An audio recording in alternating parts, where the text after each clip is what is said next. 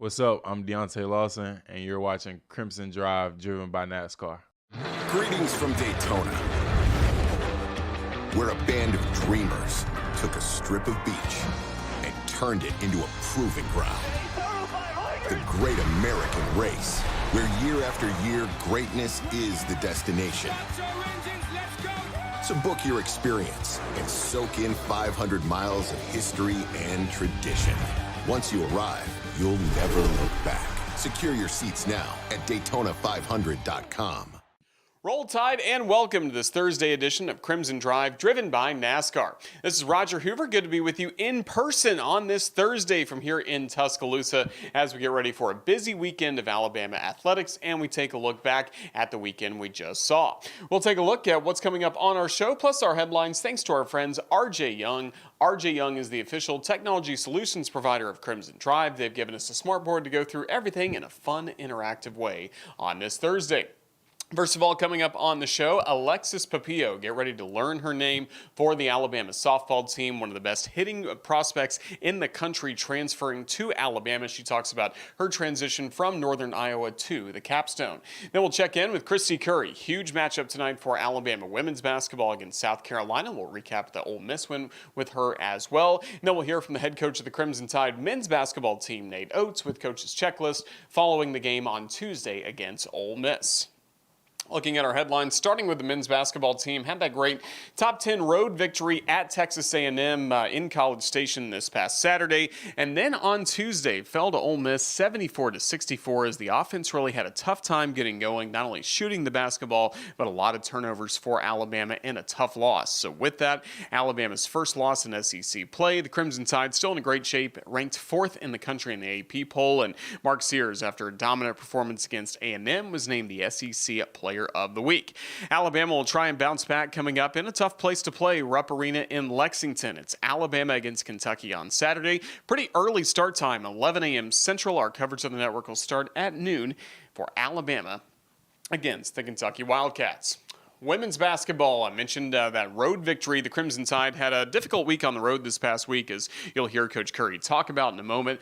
Tough loss against Texas last Thursday. Quick turnaround for the road trip to Ole Miss on Sunday. And even after getting behind 7-0 to start the game, the Crimson Tide rallied, pick up the win, 84-78 the final score, as Aaliyah Nye had a career-high 32 points in that win for Alabama on Sunday. With the win, Alabama only moved down one spot with the loss as well, factored into Texas. Crimson Tide now ranked number 19 in the AP poll. The second-ranked team in the country comes here tonight. The defending national champions, South Carolina Gamecocks, will be the opponent. 6 p.m. will be the tip-off inside Coleman Coliseum. 5:45 our start time on the radio. We'll have the courtside cam presented by NASCAR as well for that game. Then coming up on Sunday, it's another road trip for Alabama going to Fayetteville, Arkansas to take on the Razorbacks. 4 p.m. will be the start time from Fayetteville's Bud Walton Arena. Final notes around Crimson Tide athletics on this Thursday. Last Friday, despite the snow, it was gymnastics underway against North Carolina, and the Crimson Tide had a good performance, picking up the victory as Gabby Gladio won 3 event titles. A great performance for her and the Crimson Tide. Next up for Alabama, third-ranked team in the country. They'll be taking on the nation's 8th-best team, the Kentucky Wildcats, coming up tomorrow at 6 p.m. in Lexington. So for those of you making the trip for men's basketball, make sure you watch gymnastics as well from Memorial Coliseum on Friday night, Alabama against Kentucky.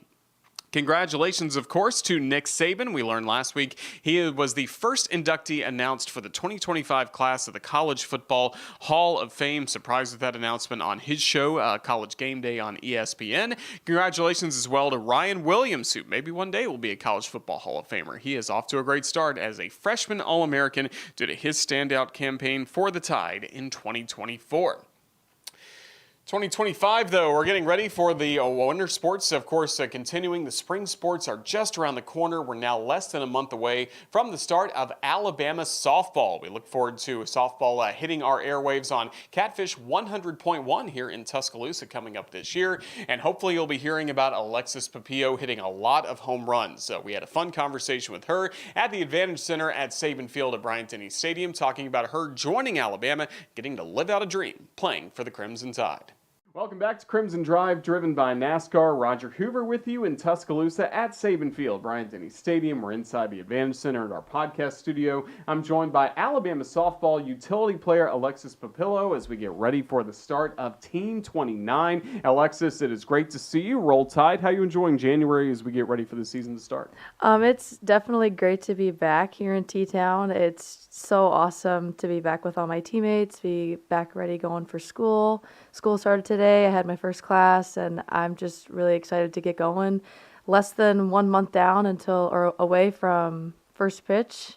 And just ready to get going with the season and everything. Is it hard to be patient right now, knowing that the season really is just around the corner, but you also know there are things to work on to make sure you're ready for February?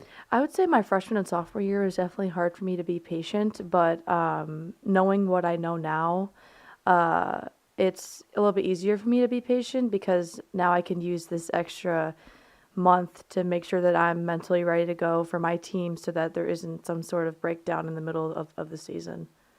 You feel like there are some milestones you kind of need to check off before you can start a season, like a certain amount of at-bats or scrimmages, time with your glove in the field, anything like that? I think that just going through like my everyday reps and being fundamentally sound and making sure that I am where I need to be is so that during the season, all I have to do is work on my mental approach and mental strategy, and there isn't some sort of mechanical issue or breakdown because the season is so long and it's so fast that there's no room for any type of mechanical, like huge mechanical changes. That's really like what the summer and the fall are for, is to make sure that all your mechanics are down and everything, and then so that you don't really have to worry about it and just focus on the strategy. What do you love about hitting? What do I love? I love the idea that I get to hit a ball so hard at somebody. Like, I want to hit it through them, and I want them to, like, fall on their butt because I hit it so hard at them. Like, I want my presence to be known when I'm walking up there. Like, sometimes when the big hitters are up, coach comes out of the dugout. It's like, back up, everybody back up. That's what I love. Like, I want people to be afraid of me as I'm walking onto the field. Sounds like you have experience with that. Some line drives have taken people down. Yes, sir. Yes, I do. Is that more so high school, some of your college stuff at UNI? I've always been like a strong hitter. Like, hitting is like one of my favorite things to do. Like, I love softball in every area of it, but like hitting is like what I'm known for and like what I do the most and the area that I hone in on the most. But I mean, I've always been just like a naturally strong person. Like, I love working out. I love lifting. I'm like big into powerlifting and stuff like that. So that has definitely played into my game a lot. And like my ability to hit line drives and stuff. So it seems like you're focused mostly on just hitting it hard, bat speed, hitting it as fast as you can, right? I would say that's an aspect of it, but it's not the only aspect. Like, you're trying to hit to the big part of the field, and you're trying to apply the most pressure on the defense and make it the hardest for them, which is hitting line drives and hitting it hard through people. Like, I've gotten away with like hitting a pitch that is not my pitch, but because I swung hard, it made it through the infield, and now I'm on base. So it's a aspect of it, but it's not the main aspect of it. I work more in baseball than softball, so forgive me if it's an ignorant question, but there's so much, like in baseball, they talk now about launch angle with the swing. Okay. Is there a lot of that in softball as well? I would say there's a good amount. I mean, everybody thinks about hitting differently. There isn't just one set way of how to hit. Everybody interprets it differently. How I have learned is less about mechanics and more about the mental approach, mental strategy, applying pressure, anticipating, situational awareness of where runners on, how many outs there are, how many inning or what inning we're in, and stuff like that. So like, it's an aspect, but it's not like a determining factor of like, Definitely don't want to change too much from what you're trying to do. No. That's good. Let's talk about how you first got in this great game. Got into softball? Yeah. So my dad, he is my best friend in the whole world. We are a huge softball family and like a huge baseball family. He's actually retired now, but he was a minor league baseball umpire, and he did Division I, Division II baseball for close to 30 years. but he retired a couple years ago because he's in his 60s now. He's not moving as good as he used to be, but that's how I got into it, was because of him. He has taught me everything I've ever known about softball. He's my hitting instructor. He's taught me how to catch. He taught me how to play infield, how to play outfield, like hitting, like literally everything. And I started playing when I was 4 years old. Up until now, I'm 20. So, long time. Long time. Did you have a good home setup? What are you talking Like about? for hitting and stuff like that? Yeah. So, A net or since anything? like living in the Midwest, like it's not always the warmest. So we have like bounced around from facility to facility that's like local to a travel team and stuff like that. Over the wintertime, I was blessed to have the opportunity to give lessons in our indoor facility with a local travel team called Crush Tidal Waves. They're out of like Cary, Crystal Lake, Illinois area. And so my dad's also a travel ball coach for them. He's a assistant coach for a 14U team. But I was able to give lessons out there the whole Thanksgiving break and Christmas break. So, and that's also like where I would train and stuff. So. Oh, that's really cool, especially his experience as an umpire. I mean, did you get to go to where he was umpiring a lot of games in the summers and things like that? Yeah, so in what's called a town called Rosemont, there's a place called the Chicago Dogs. I've watched him go there a couple of times, which is pretty cool because it's like I think it's AA baseball or maybe it's AAA. I'm not sure, but it's minor league baseball.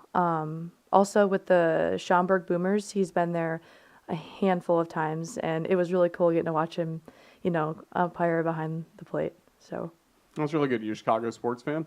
yes, we have a huge debate in our house of, because I'm kind of like a mixture of the White Sox and the Cubs, and he's like, no, the White Sox all the way, but they had a terrible season, so Hard to claim them right now. yes, hard to claim. I'm a big Cubs fan, so I definitely understand that. Well, yeah, great experience, again, getting to talk about the game with him. He taught you every little thing along the way. Just when did you start having success in the sport, you feel like? I feel like the moment that I probably hit 14 was like when I truly got like serious about recruiting, because ever since I was 10 years old, like I knew I wanted to go play college softball and I knew I wanted to play Division I softball. So I mean, I've always been kind of serious about it because like I don't like wasting my time, and I think that for me personally, if I was gonna have my parents pay thousands of dollars for me to go travel to all these places with my travel team, then it better be worth something, because they're not going to spend all this money just for me to want to play through high school. Like that wasn't worth it for me, because my parents have done so much for me. Like they have put out so much money to give me as many opportunities as they possibly could so that I could be successful. And I'm so, so grateful for them. But yeah, 14 is when I started to take it seriously. Where are some of the fun places you got to go and play in travel ball? I've played in California twice, 2 summers in a row. I've played in Florida. I've played in Tennessee. I've played in Arkansas. I've played in Kansas City close to 40 times since I was 12 all the way until I was 18. I've played in Indiana, Illinois, Wisconsin, Missouri, Iowa. I've played everywhere. OKC? No, never in Oklahoma, Okay. but This May and June then. yes. Yeah. Hopefully, yes, hopefully. That's certainly the goal, get you to Hall of Fame Stadium. That's a really cool experience, again, as you started getting more attention from colleges. Let's talk, first of all, about the recruiting process the first time around when you do sign with UNI. So are you talking about like how did I get there? Yeah, or just, did you enjoy the recruiting process, some of the different schools you were hearing from? I near the end of high unfortunately school? didn't really get the opportunity to enjoy the recruiting process because my graduating class was 2022, which was, I don't know if you know, but the COVID deadline for Division I to talk to you kept getting increased. And so I felt like time was kind of like not on my side, but I was so blessed to get some people to talk to me and stuff, like go see some pretty cool places and stuff like that, like going to camps and stuff. But I mean, I think I enjoyed it as much as I could. It was definitely a very stressful thing for me because it's like the fear of the unknown of like, am I going to sign somewhere? Is all this work that I've done for the past like 10 years going to like actually pay off, or am I just gonna like go to college and just be a student, like, because that's not what I wanted. So it was scary, but the relief after I had been blessed with the opportunity was like amazing. What made Northern Iowa the right choice? I love the campus. I loved they had my major, and it was just a cool place to be. That was yeah, it was cool. Just a cool place to be. Here in Alabama, we always talk about how cold it is at the beginning of softball season. It's also very cold in Northern Iowa to start a season. That included getting to play a little bit indoors. I've seen clips of you hitting home runs in a football facility. What can you tell us about that? It was really cool because there's not a whole lot of like Midwestern teams that get to play on opening weekend, and like having the opportunity to play on opening weekend was like so cool. Because like, yes, like we were at home, but actually about halfway through the season it was still cold, and so we had to move inside, which is always a great thing to have the opportunity to do that, because not a whole lot of places have that, especially like mid-major schools and stuff like that. So like it was cool. It was fun. Yeah. And you got off to a good start. You're the NBC Freshman of the Year. What was it about the transition that allowed you to have success right off the bat? I would definitely say being prepared. And I tried to make myself like over prepared. Like I didn't take a whole lot of days off. I didn't complain. I just did what I had to do and got my reps in and didn't really slack off and just kept grinding it through, you know. And it led to success there, but then when did you start thinking about the transfer portal and then seeing maybe what some other options would be out there for you? I've always wanted to play in a World Series ever since I was a little girl, and I just thought that since I'm only in college for 4 years, that this would be an opportunity for me, and I had to take it because I want to play in a World Series one day, and I hope that it happens this year. But yeah, that was the purpose of it. When did you first hear from Alabama? The first day that I was in the portal, I received a email from Murph, and then we had a call, I think either that night or the next day. And of course, he went to Northern Iowa. Did that connection? You guys talk about that a lot. Yeah, we did, and we actually have a lot in common because I really enjoy following the UNI volleyball team. They're a really, really, really great program, and Coach Bobby is such an amazing person to listen to, and she's a great coach. Because he actually was, I think he was a graduate assistant for her when he graduated, and so him and I would like when they were making the NCAA tournament, like we watched and like we were talking about it. And he's like, "Hey, did you see that they won?" I'm like, "Yeah, so cool." So that's really good. Had you been a fan of like these Alabama teams growing up as a softball fan? Yeah, so I had grown up watching Bailey Hemphill, and when I saw her one time during watching the World Series with my dad, I saw her hit a home run, and I'm like, man, I want to do that. Like, how cool is that? Like, I want to be like her. Like, she is such an amazing person to like aspire to be, and I just hope to be her one day. And you eventually get to come here. Did you take an official visit? Did you get to kind of check everything out before you signed? Yeah, so I was able to hop on a plane with my dad. And it was kind of like a quick, kind of like just one day type of thing, because they had come home from the Super Regionals, and like they got in I think at like 3 a.m. and then met me at the airport to pick me up in the morning, and then we like spent the whole day together, and then Coach Adam dropped us off at our hotel that night, and then we both flew home, and then they flew to OKC. So. Yeah, I imagine they're in a pretty good mood. Yes, they were. Because about an hour after Coach Adam dropped me off, because I wanted to talk to my mom and stuff like that, because it's a family decision. It's not just my decision. But maybe within 30 minutes after he dropped me off, I called Coach Murph and was like, I want to come play for you. That's pretty special. What was it about this place that really solidified that this was the right place for you? Like, the facilities are off the charts. The resources that are available for athletes are just like amazing. And I also wanted, like, off to the side, I wanted to build my brand, because I want to be a college strength coach, and so like I want to have like a little bit of like that background. And like Coach Michelle, who is our strength coach, is really good at what she does, and she also has a lot of resources, and like the weight room is huge. Like, I love the weight room, and that was also a deciding factor. But like how beautiful the stadium is, and like they had my major, and it was just like perfectly like laid out for me, and I'm like, man, I got to go here. Like they've been here back to the World Series, I think like 20 years in a row, and I'm like, this is my opportunity to take it.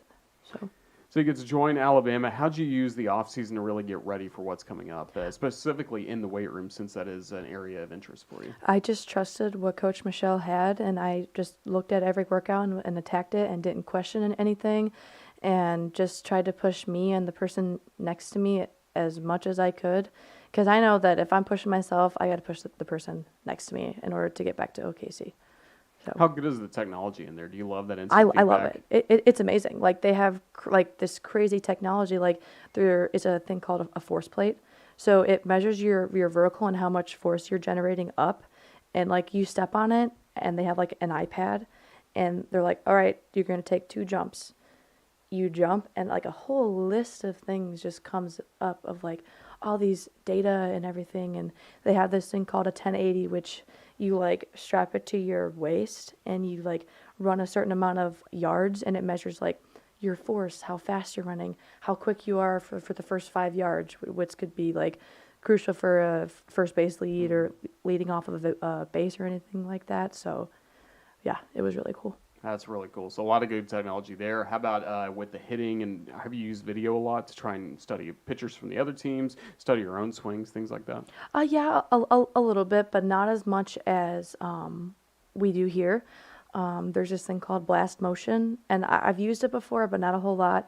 I've used this technology called Rapsodo, which like measures exit velocity, everything. But I've used it like a handful of times, like not a whole lot, but like we use it a lot. So you transfer into Alabama. This is an Alabama softball program that's really famous for its team chemistry and the concept of mudita, having that joy for others' success. Did that become apparent to you, like as soon as you joined this team, that everybody roots for each other in a great way? it did because like Murph always says, person first, athlete second. And immediately as I walked in the door, I felt that. Like I genuinely felt cared for, and that I wasn't just another number or another person, like being on a team or a roster or anything like that. I've never felt so welcomed by a group of people than I did when I first walked through the door. And that was really across the roster. Was there anyone that really in particular kind of welcomed you in a great way? Kendall Clark, she's one of our captains, and Marley, she's also one of our captains. I mean, everybody welcomed me. Like we all get along, and it's rare to have that amongst a team. That's really special, and that's going to make you fired up for what's coming. Starting just, again, less than a month away, the softball season will get going. A lot of good games coming up here at Rhodes Stadium. Just what do you want our fans to know about this team? I want them to know that we have put hours and hours into what we're putting onto the field. So, like, you see something bad happen or something that isn't ideal, don't just automatically think like, oh, this, all that. No, it's all part of the process, and we have worked our butts off to get to this point. What do you think this group's capable of?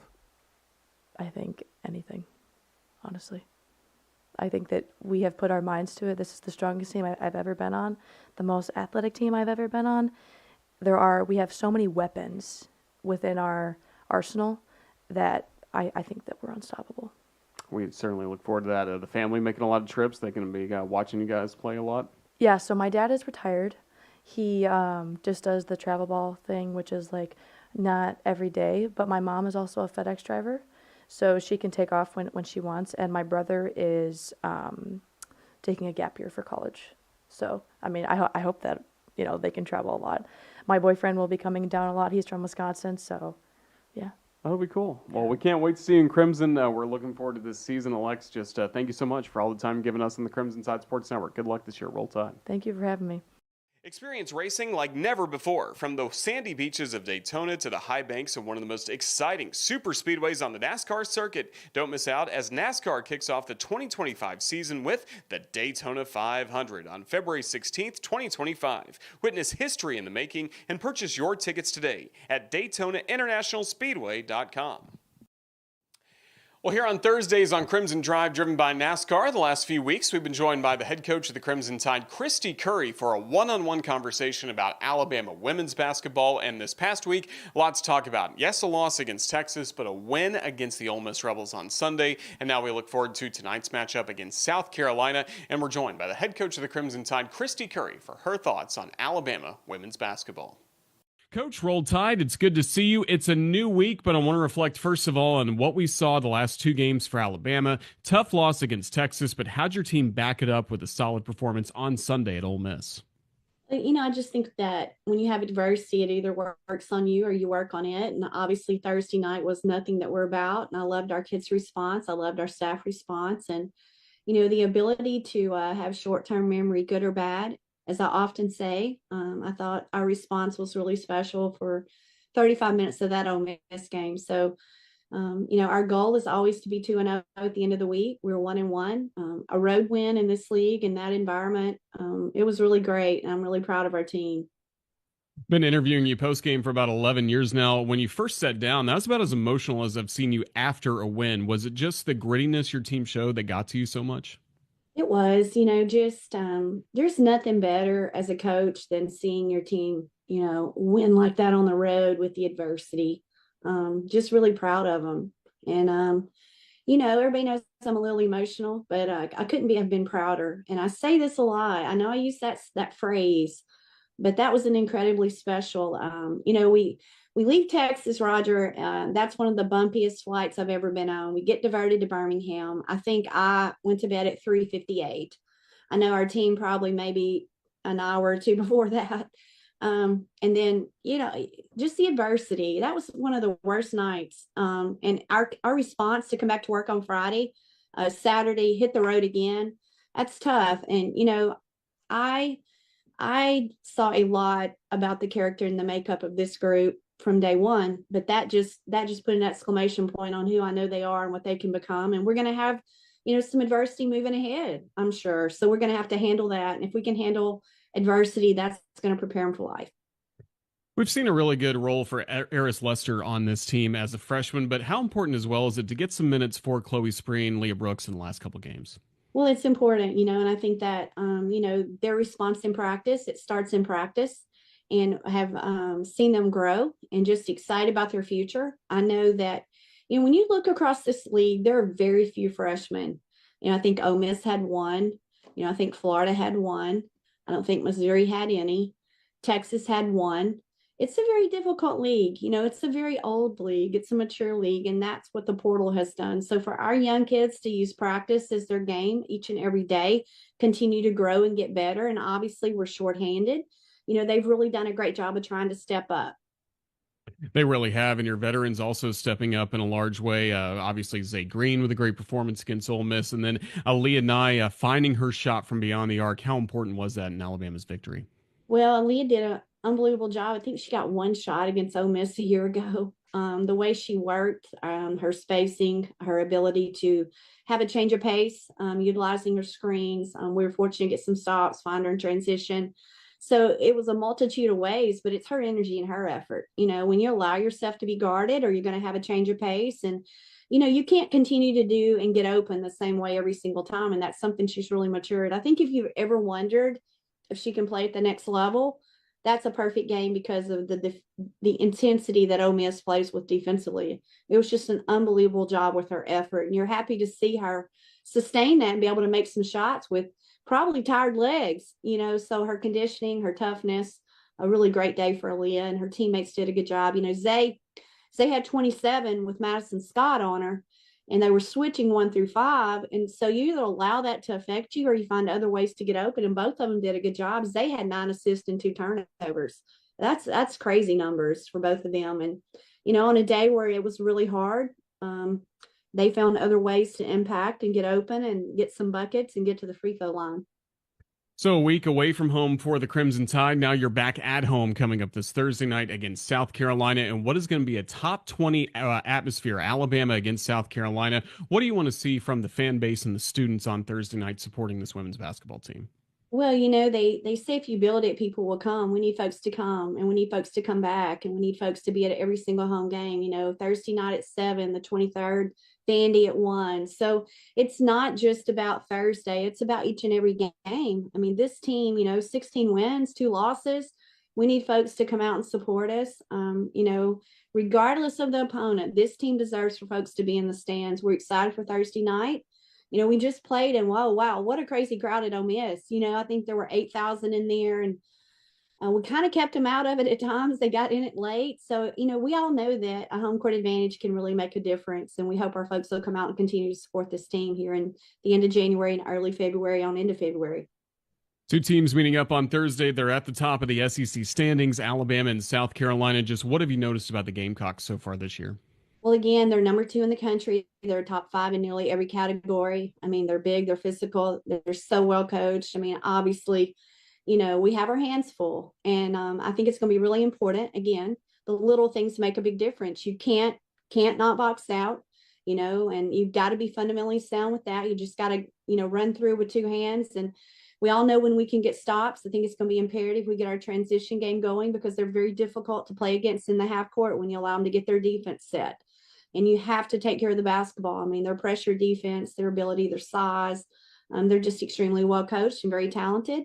And, they're the standard in this league, and the opportunity that we have on Thursday night to come out and do something really special. Our kids, we want them to embrace that challenge. Coach, we look forward to it. Thank you for your time. Roll Tide. Thank you. Roll Tide. Hi, this is Lex Pupillo, and you're watching Crimson Drive, driven by NASCAR. Greetings from Daytona, where year after year, greatness is the destination. So book your experience and soak in 500 miles of history and tradition. Secure your seats now at Daytona500.com. From one head coach to another here on Crimson Drive, driven by NASCAR. Now it's time to hear from the head coach of the men's basketball team, Nate Oates, following what was a really frustrating performance on Tuesday for Alabama against Ole Miss. You'll hear from Coach Oates coming up in Coach's Checklist about what went wrong, not only in terms of the total game for the Tide, but especially offensively in this game, as Alabama was limited to only 64 points on Tuesday night. Here is Coach's Checklist with Nate Oates following the Ole Miss game.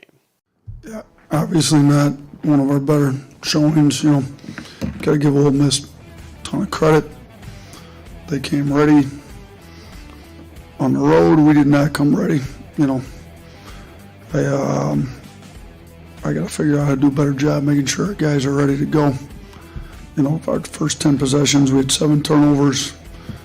We've been having some issues with turnovers throughout the year. This defense turns people over, and we didn't have our guys ready to go, not turn it over. And then maybe the most disappointing thing of the night, in my opinion, was our lack of effort on the offensive glass. I don't know if our guys didn't realize that's what's been keeping our offense going. We haven't been shooting it particularly well. We've had too many turnovers. Our offense hasn't been great this year, but the offensive rebounding rate's been really saving us in some of these games. And I believe the one offensive rebound in the first half on the box score, I believe, was given to Jaron on the missed dunk. I think they gave him a missed field goal, offensive rebound, turnover. So I think essentially we had 0 offensive rebounds in the first half. And then we ended the game with 3. If you take the one off, you shouldn't reward a missed dunk with an offensive rebound for hanging on the rim. So to go from 23 against A&M, who's one of the toughest teams in the country, and Ole Miss is tough too, nothing to take away from them, but you can't go from 23 to 3 and expect to win the game. Ole Miss defense is very good. Coach Beard's always had great defensive teams. Coach Adams is over there helping them. He's always had great defensive teams. Their switching definitely messed with us. As a staff, I thought we had our guys ready to go. We obviously did not. We got to do a way better job. A&M's got a similar defense, but they don't switch 1 through 5 on and off the ball like Ole Miss did as much. And for the few times that we were able to make them pay, the rest of the game, we just got super stagnant. We only had 11 assists to 21 turnovers, and we weren't ready to go. And you know what? Defensively, we definitely had some mistakes, and we should have been better. But we lost this game on the offensive end. We lost the game with our turnovers, our lack of effort on the offensive glass.